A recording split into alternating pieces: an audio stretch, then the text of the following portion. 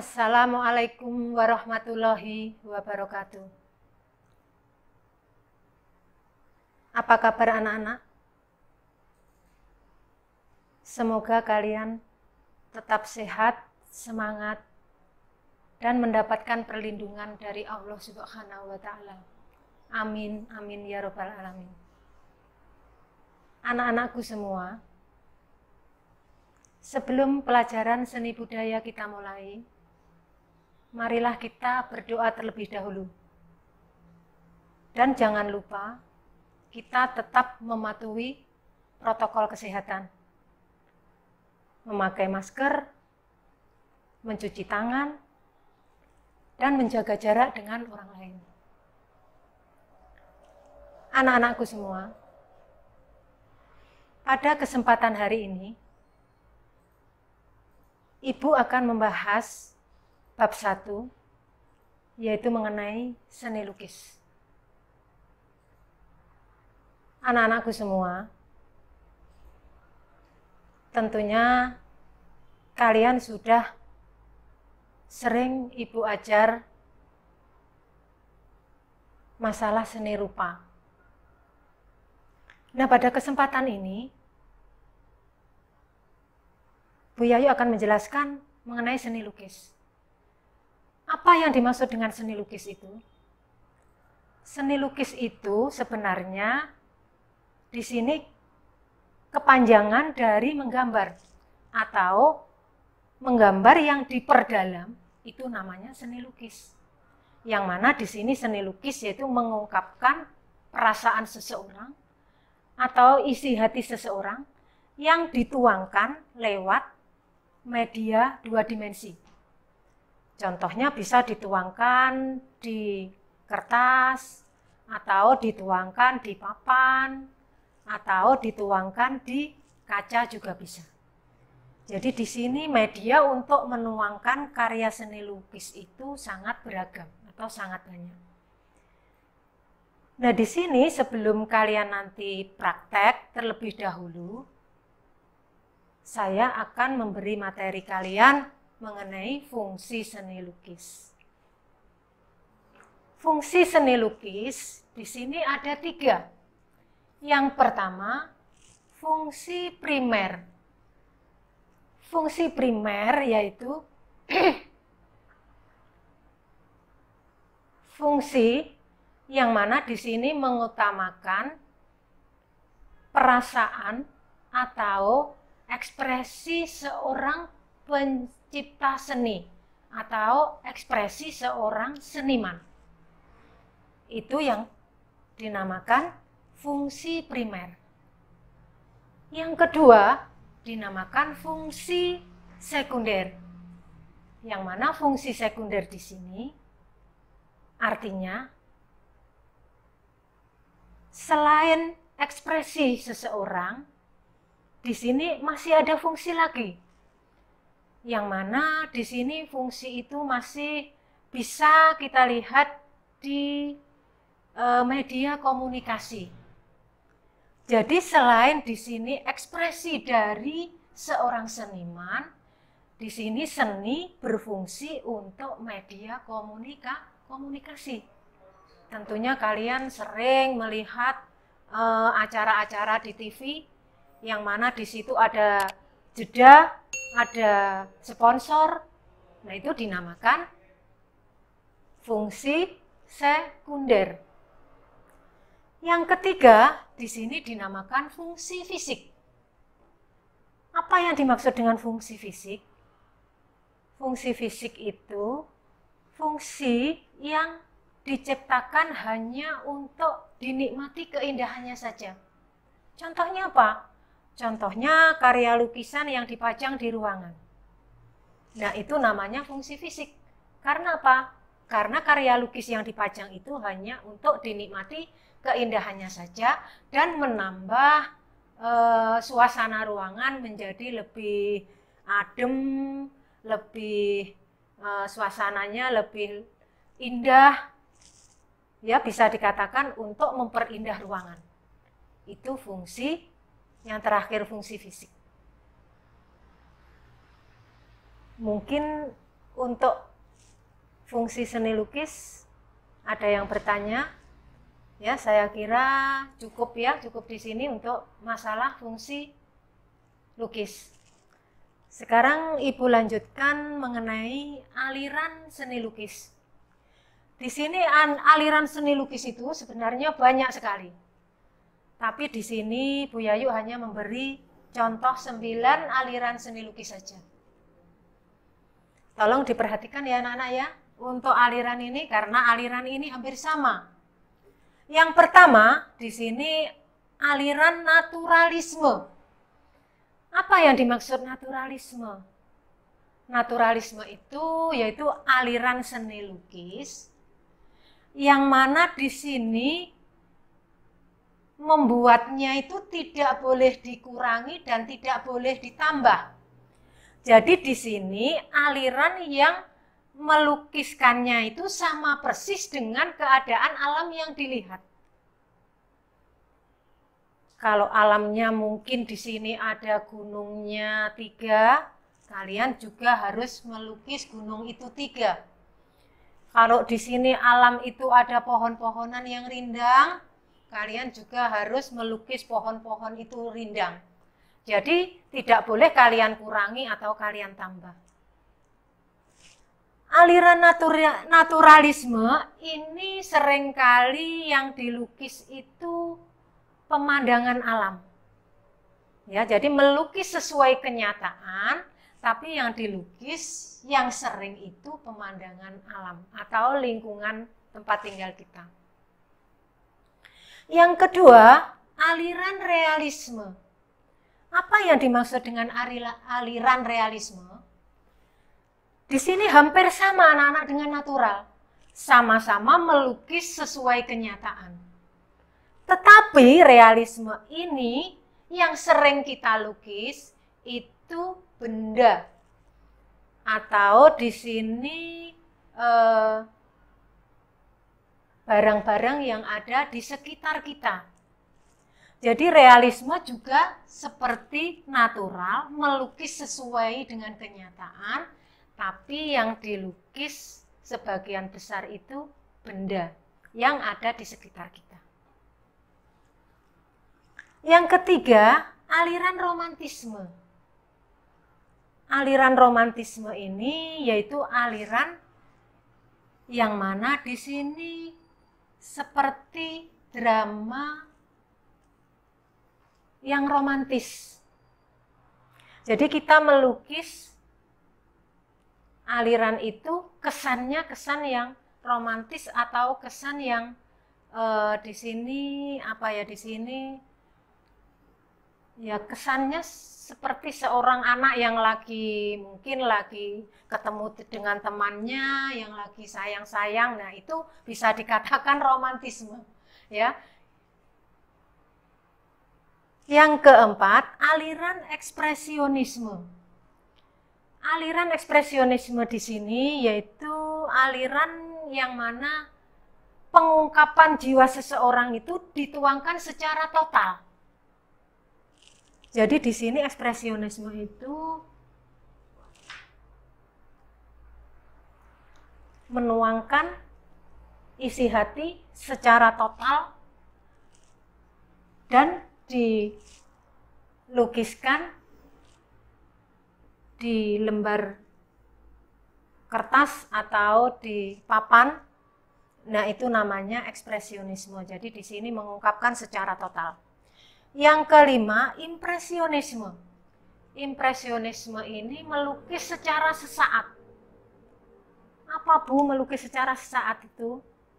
Melukis secara sesaat, misalkan ada mobil yang tabrakan. Nah, itu kalian harus melukis dengan cepat. Karena apa? Karena kalau kalian melukisnya nanti lama, mobil yang tabrakan itu pasti akan disingkirkan atau dibawa ke tepi. Jadi di sini impresionisme ini aliran sesaat atau melukis sesaat. Kalau terlalu lama nanti juga sudah lain lukisannya karena sudah apa? Diketepikan. Misalkan tadi ada mobil yang tabrakan tadi. Jadi di sini impresionisme itu termasuk melukis yang tidak maksimal anak-anak. Karena apa? Melukisnya juga secara cepat. Jadi kita kan tidak mungkin membuat terlalu bagus. Ya, jadi di sini itu tadi melukis sesaat. Yang keenam, aliran surrealisme. Surrealisme itu seperti orang yang melukis di alam mimpi. Orang yang melukis seperti orang yang menghayal. Jadi di sini surrealisme itu lukisannya juga lukisan yang tidak nyata. Seperti lukisan yang orang bermimpi, tahu anak-anak ya, mungkin kalian kalau bermimpi itu mungkin saja bermimpi kepalanya manusia tapi badannya ikan. Mungkin saja kepalanya ular tapi badannya di sini naga, badannya di sini kucing. Jadi di sini apa ya? Lukisan yang tidak nyata atau lukisan khayalan, alam khayal. Itu surrealisme. Sekarang kubisme. Kubisme itu cara melukis berdasarkan geometri atau berdasarkan matematika. Di sini kubisme itu banyak lukisan yang bentuknya kotak. Bentuknya kotak. Jadi di sini kubisme itu aliran lukisan yang cenderung dengan pelajaran geometri atau matematika. Yang kedelapan, aliran pointillis. Aliran pointillis di sini aliran yang melukis dengan cara membuat gelap terang itu di titik-titik.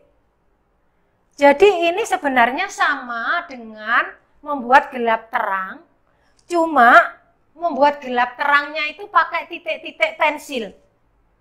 Lebih gelap, titik-titiknya lebih banyak. Lebih cerah, titik-titiknya lebih sedikit. Nah, itu namanya aliran pointillisme. Membuat karya lukis dengan pensil, titik-titik dititik-titikkan di gambarnya untuk membuat gelap terang tersebut. Yang kesembilan di sini aliran abstraksionisme. Abstraksionisme ini juga aliran yang tidak beraturan. Tahu tidak beraturan? Tidak beraturan itu seperti orang yang sak carpe diem. Misalkan di sini membuat oret-oretan seperti bola ruwet. Ditanya sama temannya, itu gambar apa? Apa itu gambar bola ruwet? Bukan. Itu namanya lukisan saya itu galau. Nah, itu sebenarnya kan tidak beraturan. Dia membuat contoh lukisan yang oret-oret seperti bola ruwet, tapi dikatakan bola ruwet enggak mau. Dia bilang katanya itu temanya galau. Lucu kan? Jadi aliran abstraksionisme itu aliran yang tidak beraturan dan aliran yang tidak bisa dilihat secara utuh. Jadi di sini gambarnya orang yang gambar sak carpe diem gitu saja. Ya, kalau menurut kita. Tapi si pelukis itu punya nama. Abstrak itu juga punya nama. Dia dibilang gambar sak carpe diem juga enggak mau. Katanya itu juga perlu perlu pemikiran untuk menuangkan abstrak itu. Itu menurut si pencipta seninya atau orang yang melukis abstrak tersebut. Nah, untuk aliran seni lukis, saya kira ini cukup di sini ya anak-anak ya. Nanti kalau kurang jelas bisa ditanyakan untuk pertemuan berikutnya. Sekarang saya lanjutkan.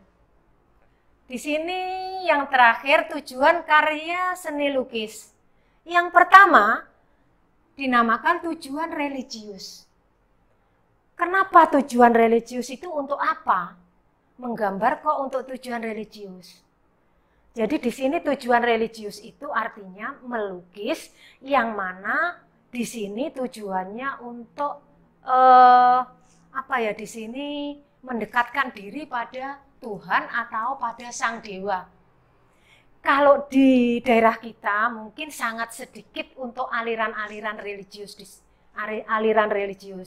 Tapi di sini untuk di wilayah Bali ini banyak sekali aliran religius itu. Karena dia mencipta seni, juga di situ dipakai untuk kepercayaan dia mencipta seni itu. Ya, jadi bukan hanya seni 2 dimensi saja kalau di Bali itu yang dipakai untuk religius, tapi juga ada seni yang 3 dimensi juga dipakai untuk religius di Bali itu. Contohnya di pura-pura itu ya, banyak sekali itu ciptaan-ciptaan seni yang tujuannya untuk religius. Ini di sini tujuan religius anak-anak ya. Yang kedua, tujuan magis. Magis itu artinya sama dengan sihir. Kalau orang mencipta seni untuk tujuan magis, berarti di sini tujuannya itu sangat anak-anak ya. Yaitu tadi, mungkin seseorang yang sangat menyakralkan karyanya. Karena karya yang diciptakan itu dianggap sakral atau dianggap punya nilai tersendiri. Nilai maksudnya nilai kepuasan batin tersendiri bagi orang-orang yang mencipta tujuan untuk tujuan magis di sini. Ya, jadi paham ya, magis itu artinya sihir, yang mana orang mencipta karya magis ini tujuannya untuk disakralkan. Yang ketiga, tujuan simbolis. Simbolis ini orang yang mencipta karya seni yang dipakai untuk tujuan kelompok. Di sini bisa simbolis, misalkan ada pahlawan Pangeran Diponegoro, melukis pahlawan Pangeran Diponegoro. Itu juga ya, itu namanya tujuan simbolis. Karena apa? Pangeran Diponegoro itu juga mempunyai kekuatan di dalam perang. Jadi lukisannya itu bisa dikatakan simbolis. Ada contoh lagi lukisan di sini, lukisan G30 SPKI. Ya, ada di sini juga seorang tokoh yang mana melawan PKI pada waktu penggerebekan PKI tahun itu. Nah, itu dilukis juga dinamakan tujuan simbolis. Jadi ada artinya di sini, melukis yang ada nilai-nilai perjuangan. Simbolis. Yang keempat, tujuan estetis. Tujuan estetis di sini melukis hanya untuk keindahan saja. Tidak punya makna yang lain.